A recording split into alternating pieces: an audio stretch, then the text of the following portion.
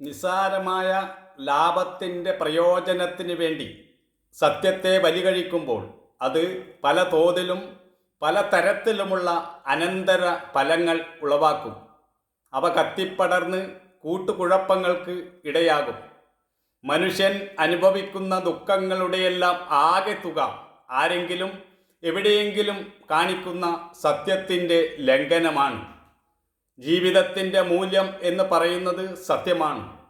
എന്തെല്ലാം ക്ലേശങ്ങൾ സഹിക്കേണ്ടി വന്നാലും സത്യം ജയിക്കാതിരിക്കില്ല എന്ന വിശ്വാസമാണ് ആത്മബലം.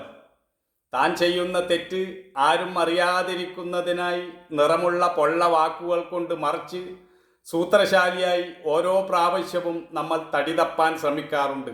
അപ്പോഴൊക്കെയും മനസ്സാക്ഷി കുത്തുണ്ടാകും. അങ്ങനെ മനസ്സാക്ഷിയെ വഞ്ചിക്കുന്ന പ്രവൃത്തികൾ ചെയ്താൽ ആത്മനിന്ദ കൊണ്ട് ഉള്ളു പുകഞ്ഞ് കുമറും. പിന്നെയുണ്ടാകുന്നത് ആകാംക്ഷയും ഭയവുമായിരിക്കും. മുമ്പിലുള്ള യാഥാർത്ഥ്യത്തെ അംഗീകരിക്കാതെ നമുക്ക് മുന്നോട്ട് പോകാൻ സാധിക്കുകയില്ല.